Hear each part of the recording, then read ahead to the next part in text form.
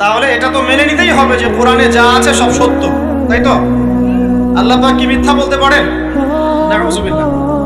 এখন কোরআন এবং হাদিসের অনেক বিষয় আমরা প্রমাণ করতে সক্ষম হই আমাদের ক্ষুদ্র জ্ঞানে। আবার এমন অনেক বিষয় আছে যেগুলো আমরা আমাদের ক্ষুদ্র জ্ঞানে প্রমাণ করতে পারি না। যেমন ফেরেশতার অস্তিত্ব কি আমরা প্রমাণ করতে পেরেছি?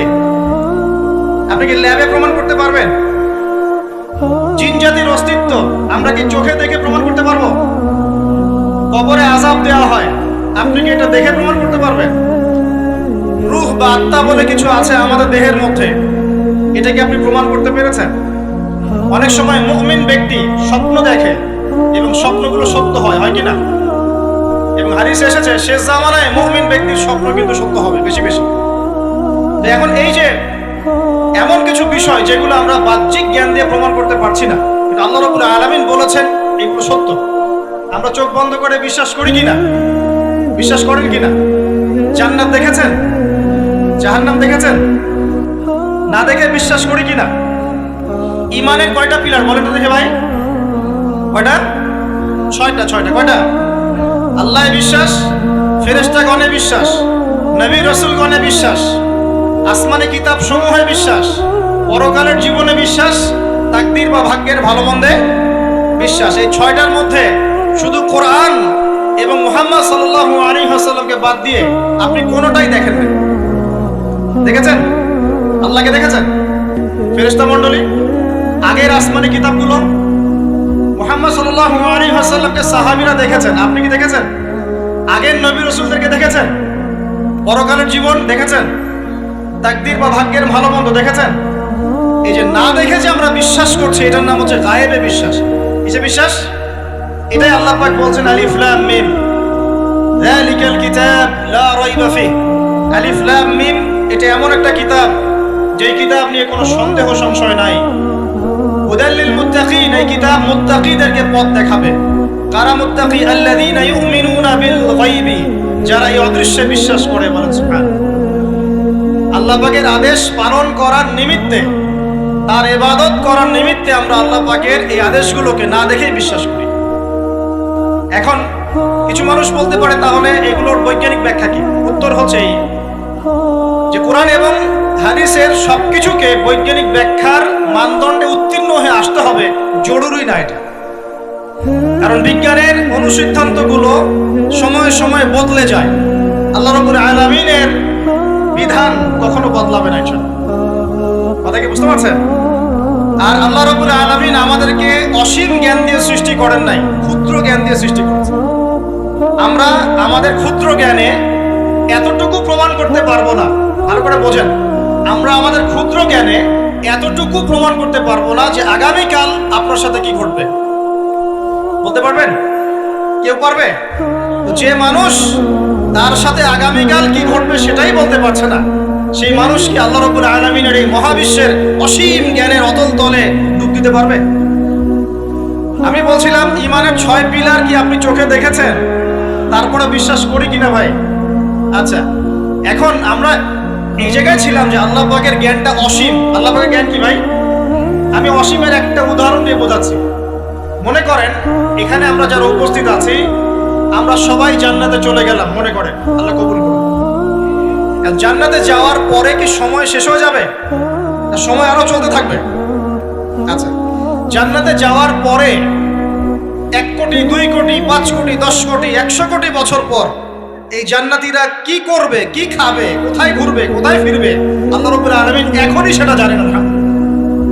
বলেন আল্লাহু আকবার।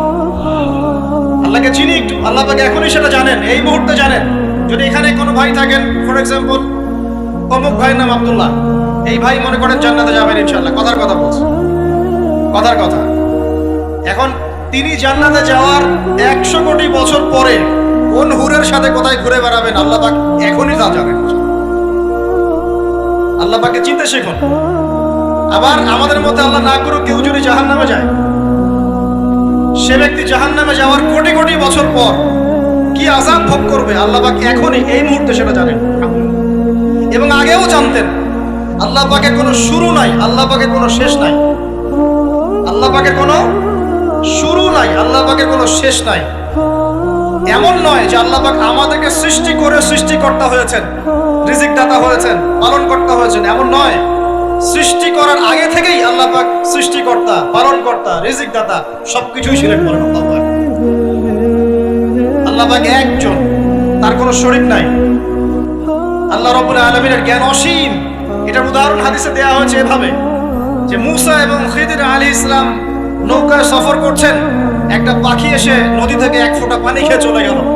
তখন খিদির আলাইহিস সালাম বলছেন, হে মুসা, এই পাখিটা নদী থেকে যতটুকু পানি পান করতে পেরেছে, এই পানিটুকু হচ্ছে পুরো পৃথিবীর সমস্ত মাখলুকের জ্ঞান। আর এই পুরো নদীতে যত পানি আছে, এই সাগরে যত পানি আছে, এগুলো হলো আল্লাহ রাব্বুল আলামিনের জ্ঞান। আমি কি বুঝাতে পারছি ভাই? এখন সেই আল্লাহ রাব্বুল আলামিন যখন কোনো বিষয়কে সত্য বলবেন, সেটা সত্য কিনা?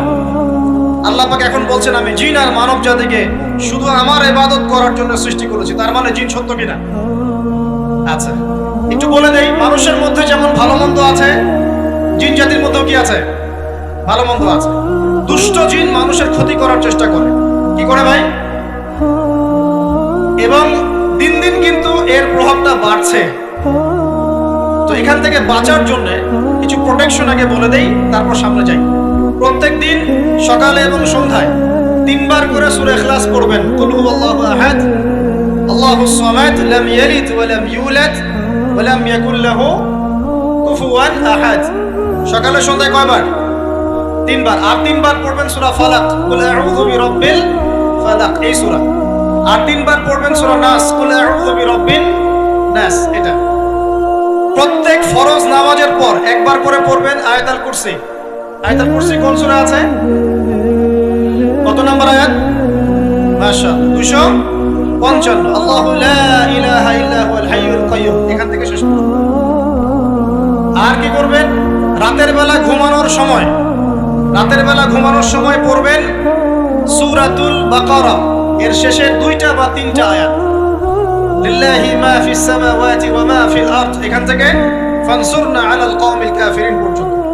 নবী সাল্লাল্লাহু আলাইহি ওয়াসাল্লাম বলেছেন, রাতের বেলা কেউ যদি সূরা বাকারার শেষের এই 2টা-3টা আয়াত পড়ে ঘুমায়, সারা রাত আপনি যদি ইবাদতে থাকতেন যে নেকি পেতেন, এটা পড়ে ঘুমানোর ফলে সেই নেকি পাবেন ইনশাআল্লাহ। এখন বলেন দেখি, কতজনের সূরা বাকারার শেষের 3টা আয়াত মুখস্থ আছে? মাশাআল্লাহ। এখন বলেন আমাকে, আল কোরআনের আলো ঘরে ঘরে কি জ্বলবে? বলেন। শোনেন, আমার কথা রাগ করেন না। আমরা তো সবাই চাই যে আল্লাহর কোরআন আল্লাহর জমিনে প্রতিষ্ঠা লাভ করুক, চাই কি না? তাহলে সবার আগে নিজের মধ্যে কোরআন কায়েম করতে হবে। কোথায়?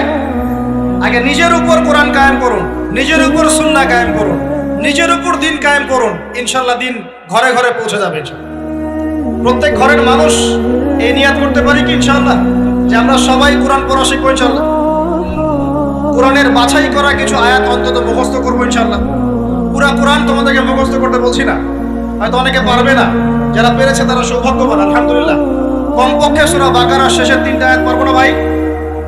আয়াতুল কুরসি পারবো না?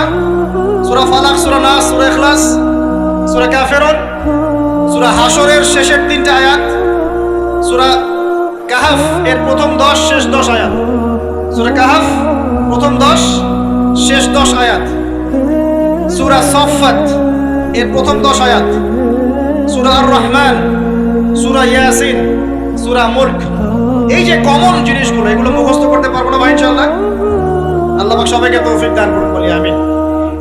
আর এখন যারা বিয়ে শাদী করেন নাই, নিয়াত করেন যে আপনাদের ঘরে যে সন্তান আসবে, আচ্ছা সন্তানের আগে বউয়ে আসে নাকি? আচ্ছা, যারা বিয়ে শাদী করেন নাই নিয়াত করেন, দিনদার, মুত্তাকি, পরহেজগার, কোরআনওয়ালা মেয়ে ছাড়া বিয়ে করার দরকার নেই। বাস বাস বাস বাস বাস। শোনেন, এর মানে এই নয় যে খালি মাদ্রাসার মেয়েদেরকে বিয়ে করবেন, বরং এমন অনেক দিনী বোন আছেন আমাদের স্কুল কলেজ ইউনিভার্সিটিতে পড়েন, তারা অনেক বেশি দিন চর্চা করেন। মাশাআল্লাহ। আমি বলেছি কোরআনওয়ালা, দিনদার, পর্দাশীল নারী বিয়ে করবেন। এবং দ্বিতীয় নিয়াত করেন, যে সন্তানই হবে কমপক্ষে একটা সন্তানকে হাফেজে কোরআন বানাবেন ইনশাআল্লাহ। একটা সন্তানকে আলেম বানাবেন ইনশাআল্লাহ। আপনার মেয়ে হলে সেই মেয়েকে আয়েশা রাদিয়াল্লাহু আনহার মতো বানান ইনশাআল্লাহ। আপনার ছেলে হলে আপনার ছেলেকে আবু বকর, ওমর, ওসমান, আলী রাদিয়াল্লাহু আনহুম আজমাইন তাদের আদর্শে করে তোলেন ইনশাআল্লাহ। পারা যাবে না ভাই? যখন ঘরে ঘরে কোরআনওয়ালা মানুষ তৈরি হবে না, আল্লাহর জমিনে আল্লাহর দ্বীন এমনি প্রতিষ্ঠা হয়ে যাবে ইনশাআল্লাহ। বাতিল কোন দিক পালিয়ে যাবে ঠিক নাই? সবকিছু শেষ আছে না বলেন তো? সবকিছু শেষ আছে। নমরুদ আছে না নাই? দুনিয়াতে আছে। মানুষ তার নামও স্মরণ করে। যখন সে দুনিয়া ছিল মনে হচ্ছিল দুনিয়াটাই তার মনে হচ্ছিল কি দুনিয়াটাই নমরুদের। ফেরাউন দুনিয়া আছে না নাই? আছে। তার নামও কি মানুষ স্মরণ করে? যখন ফেরাউনের রাজত্ব ছিল, যুগ ছিল, তখন মনে হতো যে পুরো দুনিয়াটাই ওর। কথা বুঝতে পারছেন না? এরকম প্রত্যেক যুগে যুগে। আজ জাতির নাম শুনেছেন? আজ জাতি এই তাল গাছের সমান লম্বা চওড়া ছিল এক একজন। বিশ্বাস করছেন না? তাল গাছের সমান লম্বা চওড়া ছিল এবং পাহাড় কেটে কেটে তারা বাড়িঘর নির্মাণ করত।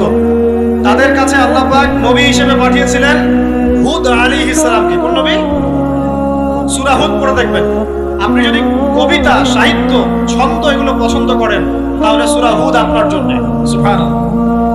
আপনি যদি কবিতা, সাহিত্য, ছন্দ, বালাগাত পছন্দ করেন, সূরা আর রহমান আপনার জন্য, সূরা হুদ আপনার জন্য, সূরা শুআরা এগুলো আপনার জন্য। এত চমৎকার কাব্যিক বিন্যাস আছে, মানে কবিতার ছন্দে ছন্দে উপন্যাস ব্যাখ্যা করা হয়েছে। মানুষ তো কোরআনকে মূল্যায়ন করে না। আমি লাস্ট জুমার খুতবার একটা লেকচারে বলেছিলাম, সূরা ইউসুফ, এই যে এখন সারা বিশ্বে অর্থনীতি নিয়ে যে কত কথা হচ্ছে, অর্থনৈতিক সংকট, এটা সেটা বলা হচ্ছে না, সবার ঘরে ঘরে এগুলো আলোচনা হয় তো মাশাআল্লাহ। আপনি বিশ্বাস করেন সূরা ইউসুফের মাত্র 4টা আয়াতের মধ্যে আল্লাহ পাক এই পুরো বিশ্বের অর্থনৈতিক সমস্যার সমাধান দিয়ে দিয়েছেন। বলে দেব কি সমাধান? পরে বলছি। আগে আপনাদের এই পয়েন্টটা শেষ করি। ঘরে ঘরে কোরআনওয়ালা মানুষ তৈরি হবে তো ইনশাআল্লাহ। আল্লাহ কবুল করুন, বলি আমিন। কোরআনের এই বিশেষ সূরাগুলো মুখস্থ করতে পারবো তো ইনশাআল্লাহ ভাই?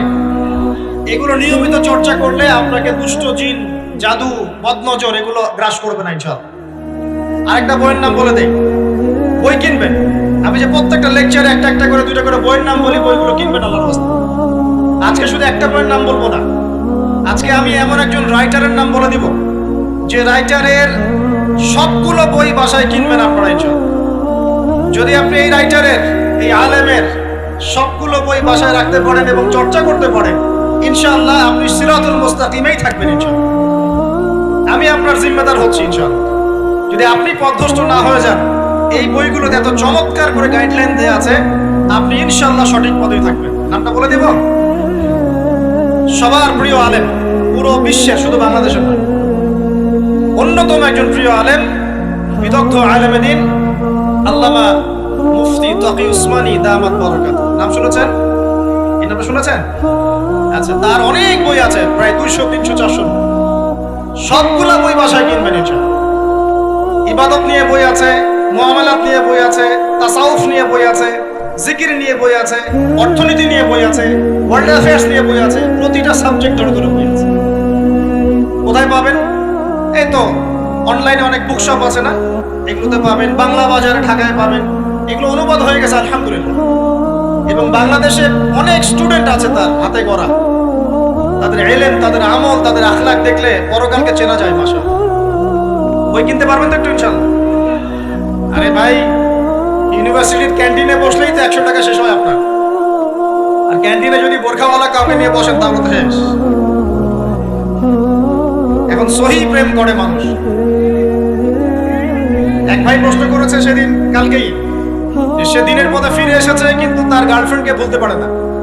তো বলছে, ভাই তাকে দাওয়াত দেওয়ার খাতিরে হলেও কি ফোনে কথা বলা যাবে? কি উত্তর দিব বলেন? আপনি পবিত্র হতে যাচ্ছেন কিনা? পবিত্র হতে যাচ্ছেন, পবিত্র পথে আসতে যাচ্ছেন, তাহলে অপবিত্র পথে আবার কেন ফিরে যাবেন? এগুলো কি হালাল না হারাম? আল্লাহ পাক বলেছেন, লা তাকরাবু জিনা, জিনার ধারের কাছেও যেও না, ধারের কাছেও যেও না। দেখেন, এই একই কথা আল্লাহ পাক আদম এবং হাওয়া আলাইহিস সালামকে এইরকম শব্দে বলেছিলেন, ওয়ালা তাকরাবা হাযিহি শাজারা, তোমরা এই গাছের ফল খেও না এমন নয়, তোমরা এই গাছের কাছেও যেও না। বুঝতে পারছেন? মানে এই বাস অতিক্রম করে এসো না এমন নয়, এই বাসের কাছেও বসবো না। বুঝতে পারছেন কথা? একইভাবে আল্লাহ বলছেন ওয়ালা তাকরাবু জিনা, তোমরা জিনা করো না এমন নয়, জিনার কাছেও। ফিজিক্যাল রিলেশন তো অনেক দূরের কথা, হারাম। আপনি ফোনেও কথা বলবেন, আল্লাহ পাক তৌফিক দান করবেন। আপনি যদি পবিত্র থাকতে পারেন ইনশাআল্লাহ তাআলা আল্লাহ পাক আপনাকে আপনার উপযুক্ত পাত্রী দিবেন ইনশাআল্লাহ। আর যদি আপনি পবিত্র থাকতে না পারেন, এমন হতে পারে হয়তো আপনি পবিত্র কাউকে পান নাই, হতে পারে কিনা?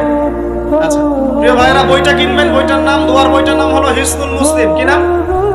হিসনুল মুসলিম। যদি কিনতে না পারেন ওই যে প্লে স্টোরে ঢোকেন, প্লে স্টোরে ঢুকে দেখবেন যে একটা অ্যাপস আছে হিসনুল মুসলিম।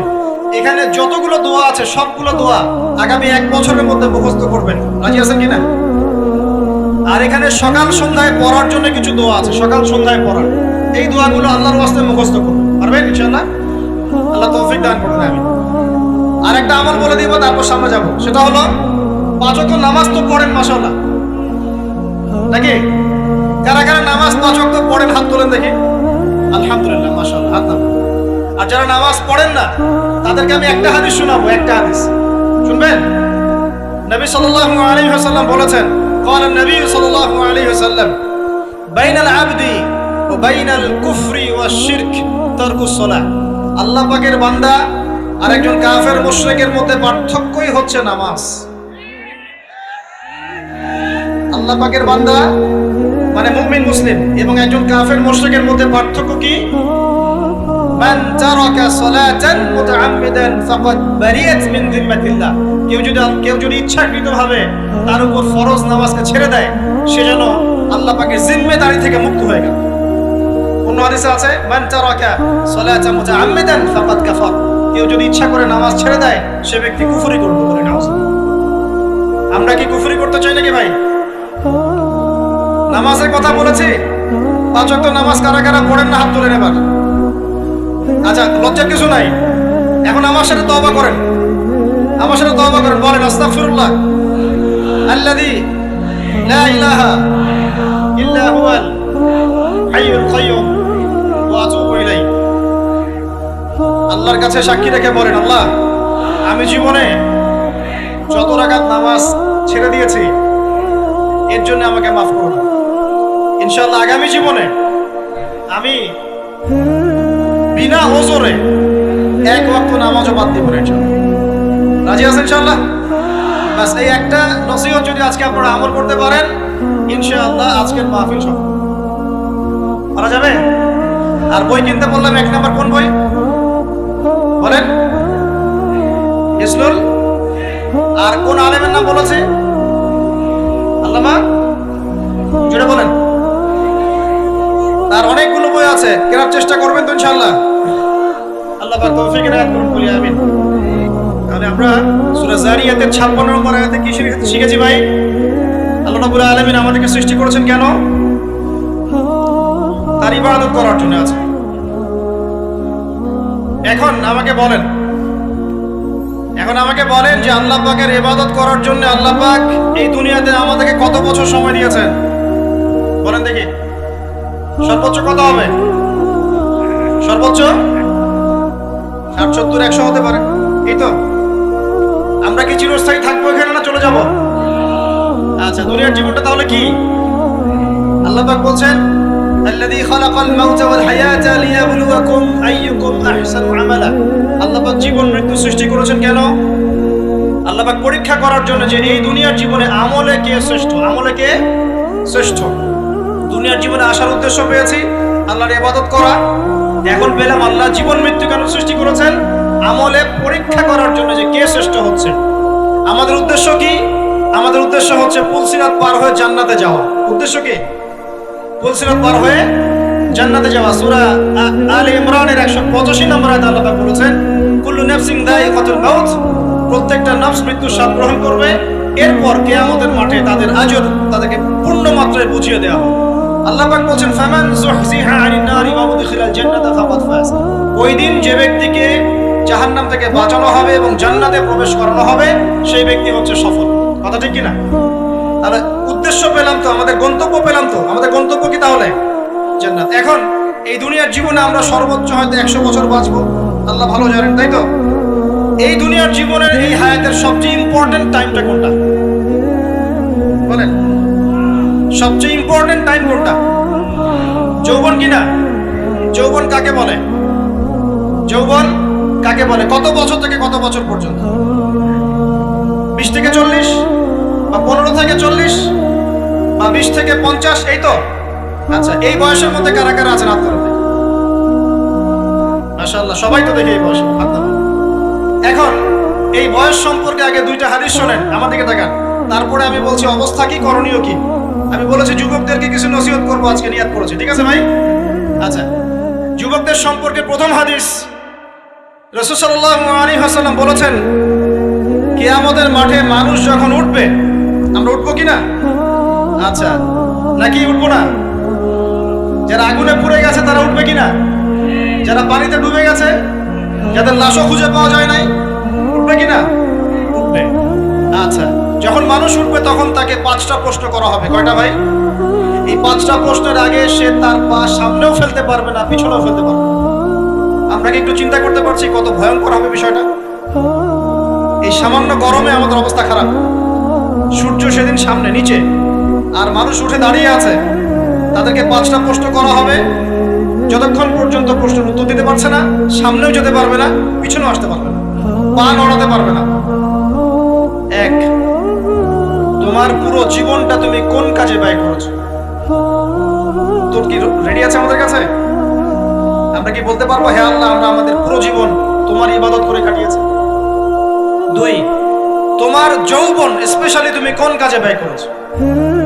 তোমার যৌবন তুমি স্পেশালি কোন কাজে ব্যয় করেছো? যুবকরা কি উত্তর দেওয়ার জন্য প্রস্তুত আছে যে আমাদের যৌবন আমরা আল্লাহর পথে কাটিয়েছি? সবাই কি বলতে পারবো? 3 নাম্বার, তোমার রিজিকের উৎস কি ছিল? কোন পথে সম্পদ অর্জন করেছো? 4 নাম্বার, কোন পথে সম্পদ ব্যয় করেছো? কোন কোন খাতে সম্পদ ব্যয় করেছো? আমরা কি আমাদের আয় এবং ব্যয়ের হিসাব দেওয়ার জন্য প্রস্তুত?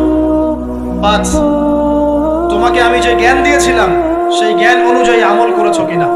আল্লাহ পাক আমাকে আপনাদের সবাইকে তৌফিক দান করুন, জানা অনুযায়ী আমল করার তৌফিক দান করুন। এই 5টা প্রশ্নের মধ্যে যৌবনকাল ইম্পর্টেন্ট কিনা ভাই? গুরুত্বপূর্ণ কিনা? মাথায় রাখি। সামনে একটা হাদিস শুনুন, রাসূল সাল্লাল্লাহু আলাইহি ওয়াসাল্লাম বলছেন, এই কিয়ামতের মাঠেই 7 শ্রেণীর মানুষকে আল্লাহ পাক বিশেষ মেহমানদারির ব্যবস্থা করবেন, আরশের ছায়ায় ছায়া দিবেন ইনশাআল্লাহ। কোথায় ছায়া দিবেন? ওই দিন এই ছায়া ছাড়া অন্য কোনো ছায়া থাকবে না। নবী সাল্লাল্লাহু আলাইহি ওয়াসাল্লাম বলেন, তার মধ্যে প্রথম শ্রেণী হচ্ছে ইমামুন আদিল, ন্যায়পরায়ণ শাসক। ন্যায়পরায়ণ, আচ্ছা, ন্যায়পরায়ণ শাসকের একটা এক্সাম্পল দেই। মক্কার জাহেলি যুগে সাহাবীরা ঈমান নিয়ে এসেছেন, বাস তাদের উপর নির্মম নির্যাতন শুরু হয়ে গেছে, আবু জেহেল, আবু লাহাব, উতবা, শাইবা। তখন সাহাবীরা আল্লাহর রাসূলের কাছে এসে বলছেন, ইয়া রাসূলুল্লাহ, আপনি একটু বদদুয়া করেন, তাদের উপর বদদুয়া করেন, আমরা তো আর পারছি না। নবী সাল্লাল্লাহু আলাইহি ওয়াসাল্লাম বললেন, তোমরা মক্কা থেকে হিজরত করে হাবাসায় চলে যাও। কোথায়? হাবাসা। হাবাসা মানে হচ্ছে আবিসিনিয়া। আবিসিনিয়া মানে এখনকার ইথিওপিয়া, ইরিত্রিয়া। নাম শুনেছেন কি? বিশেষ কোচিং তো করছেন অনেকে। আফ্রিকা মহাদেশের একটা ছোট্ট দেশ ইরিত্রিয়া, ওখানে চলে যাও। তখন বলেছিলেন তিনি হাবাসায় চলে যাও। সাহাবীরা জিজ্ঞাসা করছেন, হাবাসায় কেন? নবী সাল্লাল্লাহু আলাইহি ওয়াসাল্লাম বলেন, সেখানে একজন খ্রিস্টান ন্যায়পরায়ণ শাসক আছেন, যার রাজ্যে কেউ জুলুমের শিকার হয় না। কি বললাম বলেন তো? হাবাসা কে আছেন? একজন মুসলিম না খ্রিস্টান? খ্রিস্টান ন্যায়পরায়ণ শাসক আছেন, যার রাজ্যে কেউ জুলুমের শিকার, মুসলমান নন এমন একজন শাসকের প্রশংসা করে আমাদের নবীজি বললেন, তার রাজ্যে কেউ জুলুমের শিকার হয়। সুবহানাল্লাহ। সাহাবীরা সেখানে হিজরত করলেন। নেতৃত্ব দিয়েছেন জাফর বিন আবি তালিব রাদিয়াল্লাহু আনহু। সেই সাহাবী বাদশা নাজাশী, তার নাম ছিল বাদশা নাজাশী, তার সামনে দাঁড়িয়ে সূরা মারিয়াম তেলাওয়াত করেছিলেন। ওই সূরা মারিয়ামে ইয়াহইয়া, যাকারিয়া, ঈসা, তার মা, এই গল্প ঘটনাগুলো আছে। এই সূরার তেলাওয়াত শুনে বাদশা নাজাশীর চোখ দিয়ে পানি পড়তে পড়তে দাড়ি ভিজে গিয়েছে। শেষে তিনি ঈমান নিয়ে আসেন, মুসলমান হন, আলহামদুলিল্লাহ। আমাদের নবীজি তার জানাজার নামাজ পড়েছিলেন, আমাদের নবীজি তার গায়েবানা জানাজার নামাজও পড়েছেন। বলেন সুবহানাল্লাহ। এখানে দেখেন একটা পয়েন্ট খালি বলতে চাই, একজন অমুসলিম শাসক সম্পর্কে আমাদের নবীজি মন্তব্য করেছিলেন তার রাজ্যে কেউ জুলুমের শিকার হয় না। আর আজকের দিনে সারা বিশ্বের কোনো কোনো ক্ষেত্রে মুসলিম শাসকদের ব্যাপারেও এই কথা বলা যায় না যে তার রাজ্যে কেউ জুলুমের শিকার হয়। আল্লাহ পাক বলছেন আরশের ছায়া আমি ছায়া দিব 7 শ্রেণীর মানুষকে। কয় শ্রেণী? তার মধ্যে প্রথম শ্রেণী হচ্ছে ইমামুন আদিল, ন্যায়পরায়ণ শাসক। আল্লাহ পাক আমাদের সমস্ত শাসকদেরকে ন্যায়পরায়ণ হওয়ার তৌফিক দান। 2 নাম্বার, সেই যুবককে আমি সেখানে আশ্রয় দিব যেই যুবক তার যৌবনকালটা আল্লাহর পথে কাটিয়ে দিয়েছে। এবার কি হাদিসটা আপনি পেয়েছেন? এর আগের হাদিস কি শুনলেন? পা নড়াতে পারবেন না যতক্ষণ পর্যন্ত এই প্রশ্নের উত্তর না দিচ্ছেন যৌবনকাল কোন পথে ব্যয় করেছেন। এখন যদি আল্লাহর পথে ব্যয় করেন তাহলে আরশের ছায়া ছায়া পাচ্ছেন আলহামদুলিল্লাহ। বাকিগুলো কারা কারা একটু বলে দেই। 3 নাম্বার হচ্ছে সেই ব্যক্তি যে একজন আরেকজনকে মহব্বত করে, এক ব্যক্তি আরেক ব্যক্তিকে মহব্বত করে শুধুমাত্র আল্লাহর সন্তুষ্টির জন্য। কথা কি বুঝতে পারছেন? এই মহব্বত আমার এই ছেলে মেয়ের ফ্রি মিক্সিং না। কথা বুঝতে পারেননি? দিনের খাতিরে মহব্বত, আল্লাহর জন্য মহব্বত, আল্লাহর জন্য। 4 নাম্বার এমন ব্যক্তি যে এত গোপনে দান করে যে তার বাম হাত জানে না ডান হাত কি দান করেছে। আমরা তো এখন 1 টাকা দান করলে 100 টাকা ফুটাই। ফেসবুক আছে, মারাত্মক একটা জিনিস ফেসবুক, মানে এটা মানুষকে আর মানুষ রাখে না। যে ব্যক্তি ফেসবুকে আসক্ত তার সাথে কথাবার্তা বলা, লেনদেন, চলাফেরা খুব ডিফিকাল্ট। মানে কি বোঝেন আগে কথাটা? কেন ডিফিকাল্ট? কারণ সে এত বেশি আসক্ত এখানে যে পান থেকে চুন খসলে সে আপনাকে পাবলিকলি ধুয়ে রেখে দিবে। কিছু হইলে আপনাকে ফেসবুকে টেনে নিয়ে আসবে, ফেসবুকে সবাইকে বলবো উনি আমার সাথে এই কাজ করছেন। আপনি বলারও টাইম পাবেন না যে আপনি নির্দোষ। খুব মুশকিল না এগুলা? আল্লাহ মাফ করুক আমাদেরকে। এমন ভাবে দান করে যে বাম হাত জানে না ডান হাত কি দান করছে। 5 নাম্বার এমন ব্যক্তি যে এটা যুবক, এটাও যুবক, যাকে কোনো সুন্দরী নারী আহ্বান করছে জিনার জন্য, সুন্দরী উচ্চ বংশের নারী, যে আসো আমার সাথে জিনা করো। ওই ইউসুফ আলাইহিস সালামের মতো, মনে আছে? ইউসুফ আলাইহিস সালামের ঘটনা মনে আছে? আচ্ছা, কিন্তু সেই যুবক বলে, সেই ব্যক্তি বলে ইন্নী আখাফুল্লাহ, আমি আল্লাহকে ভয় করি, আমি তোমার সাথে খারাপ কাজ করতে পারবো। এরকম ছেলে এবং এরকম মেয়ে এখন সমাজে খুঁজে পাওয়া যায়? হাতে গোনা, হাতে গোনা। আপনি অনলাইন ঘাটাঘাটি করেন, গুগল করেন, ক্রস চেক করেন, দেখবেন বাংলাদেশের 25 বছরের কম বয়সী ছেলে আর মেয়েদের জেনার হার কত আপনি বের করে দেখেন।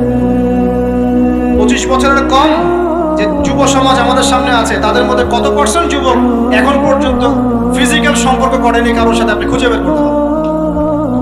শুধু ছেলেদের ক্ষেত্রে এটা নয়, মেয়েদের ক্ষেত্রেও আছে।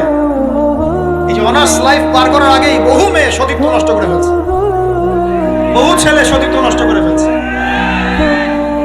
কথাগুলো কি রাগ করছেন? আমি আপনাদের ভাই এবং আমি আপনাদেরকে মহব্বত করি। আমরা জেনার পথে যাব না, আমরা হালাল সম্পর্ক থাকবো ইনশাআল্লাহ। যখন আপনি জেনায় চলে যাবেন আপনার কলব থেকে আল্লাহ নূর নষ্ট হয়ে যাবে। এটা এমন একটা পাপ যেটা করার পর মানুষ আল্লাহর সামনে মাথা তুলে দাঁড়াতে পারে না, লজ্জায় চোখ নেমে যায়, ইবাদতে স্বাদ পায় না। যখন হারাম সম্পর্কে, ফ্রি মিক্সিং, এগুলোতে মানুষ থাকে, ইবাদতে মানুষ স্বাদ পায় না। দিনের পর দিন ইবাদত করে মনোযোগ আসে না, মন লাগে না, চোখ দিয়ে একটু পানি বের হয় না, আল্লাহর জন্য কাঁদতে পারে না, কারণ মনের মধ্যে তো নূর নাই। আর যখন একটা মেয়ে বেপরদায় থাকে, অনেক ইবাদত করলেও তার এই বেপরদায় থাকার কারণে সমাজের বহু মানুষের চোখের জেনা হয়ে যায়। এতে করে ওই সব মানুষের পাপের ফল এই মেয়েটাকে ভোগ করতে হয়। এবং মানুষের চোখের বদনজর লাগে, ওই মেয়ে অসুস্থ হয়ে পড়ে মানসিকভাবে, শারীরিকভাবে। আমি আমাদের যুবক ভাই এবং যুবক বোনদেরকে রিকোয়েস্ট করব, আল্লাহর ওয়াস্তে চরিত্রটাকে পবিত্র রাখার চেষ্টা করুন। আল্লাহ পাক তৌফিক দান করুন। এই যুবককে আল্লাহ পাক আরশের ছায়া ছায়া দিবেন যে একটা মেয়েকে পেয়েও আল্লাহর ভয় তাকে ভোগ করে না। আল্লাহ পাক এরকম যুবক ঘরে ঘরে তৈরি করবেন। তাহলে কি করবেন ভাই? হালাল উপার্জনের ব্যবস্থা করবেন, ব্যাস সরাসরি বিয়ে করে ফেলবেন। পরিবারকে বোঝানোর চেষ্টা করবেন, না বুঝলে আন্দোলন শুরু করবেন যে আমি জেনা করতে চাই না, আমি বিয়ে করতে চাই, বিয়ে আমার দেওয়ানি লাগবে, এরকম। ব্যাস তারপর দেখবেন বাপ মা কেমন করে বিয়ে না দেয়। আল্লাহ সাহায্য করবে ইনশাআল্লাহ। আল্লাহ আমাদের যুবক ভাইদেরকে চরিত্র হেফাজত করার স্বার্থে বিয়েকে সহজ করে দিন আমি। আবার কাউরে নিয়ে পালায় যায় না, ওই কাজ করতে যায় না কিন্তু আবার, ঠিক আছে? কারণ এভাবে কোর্টে গিয়েও যদি একটা মেয়ে বিয়ে করে, এই বিয়ের জায়েজ না জায়েজ নিয়ে অনেক কথা আছে। অতএব এইসব ঝুঁকির মধ্যে যাবেন না, বাসায় বোঝানোর চেষ্টা করবেন। আরেক শ্রেণীর ব্যক্তি আছে যাদেরকে আল্লাহ পাক আরশের ছায়া ছায়া দিবেন। তারা কারা? যারা গোপনে আল্লাহকে স্মরণ করে কাঁদতে পারে। বলি সুবহানাল্লাহ। এখন এই দুটো হাদিসের মধ্যে যুবকদের অবস্থান কি পেয়েছেন? আচ্ছা, আরেকটা শোনাই এবার। নবী সাল্লাল্লাহু আলাইহি ওয়াসাল্লাম বলেছেন, 5টা জিনিস আসার আগেই 5টা বিষয়কে মূল্যায়ন করো। 1, তোমার বার্ধক্য আসার আগেই তোমার যৌবনকে মূল্যায়ন করো। যৌবনের গুরুত্ব পেলেন তো এবার? তোমার মওত আসার আগেই তোমার জীবনকে মূল্যায়ন করো। অসচ্ছলতা আসার আগেই সচ্ছলতাকে মূল্যায়ন করো। অসুস্থতা আসার আগেই সুস্থতাকে মূল্যায়ন করো। এবং এই যে কথাটা বললাম যে তোমার বার্ধক্য আসার আগেই যৌবনকালটাকে মূল্যায়ন করো। এই হাদিসগুলোর মধ্যে আমরা সংক্ষিপ্ত পরিসরে যৌবনকালের গুরুত্ব পাচ্ছি কিনা ভাই? এখন এই যৌবনকালটা আমাদের কাটানো উচিত আল্লাহ পাকের ইবাদতের মধ্য দিয়ে। এই যৌবনকালটা আমাদের কাটানো উচিত কয়েকটা বিষয়ের মধ্য দিয়ে। তার মধ্যে আমি 10টা পয়েন্ট আপনাকে বলবো। কয়টা ভাই? 10টা। 1, এই যৌবনকালে সবার আগে আমাদের কর্তব্য হচ্ছে দ্বীনের ইলম অর্জন করা। কি করা ভাই? দ্বীনের ইলম অর্জন বলতে আমি কি বোঝাচ্ছি? দ্বীনি ইলম অর্জন বলতে আপনাকে আমি বোঝাচ্ছি যে কমপক্ষে কোরআনটুকু তেলাওয়াত করতে শিখুন, হাদিসগুলো পড়তে শিখুন, ইসলামী বইপত্র পড়াশোনা করুন, পাশাপাশি জেনারেল সাবজেক্টগুলো পড়াশোনা করুন। এদিকে আপনি এগিয়ে যান, এদিকেও এগিয়ে যান, দুই দিকে আগাতে থাকেন। এর পাশাপাশি বরেণ্য ওলামায়ে কেরামদের সোহবতে থাকার চেষ্টা করেন। যারা রিনাউন্ড এবং বরেণ্য ওলামায়ে কেরাম, তাদের সোহবতে থাকার চেষ্টা করেন। ইলম অর্জনের অনেক ধাপ আছে।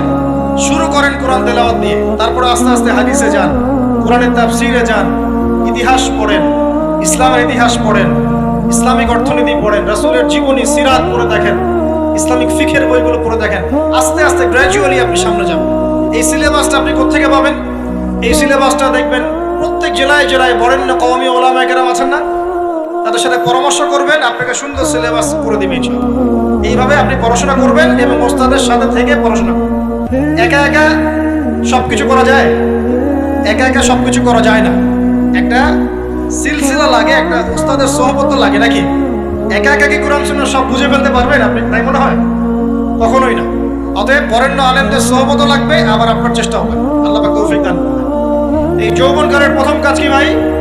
ইলম অর্জন করা। 2 নাম্বার, এই যৌবনকালে আমরা যে পরিমাণ ফিজিক্যালি ফিট থাকি, শরীরে শক্তি থাকে, উদ্যম থাকে, আমাদের বয়সটা 40-50 হয়ে গেলে সেটা থাকবে না। থাকবে? অতএব এই যৌবনকালে বেশি বেশি ইবাদত করতে থাকেন। আল্লাহ পাক তৌফিক দান।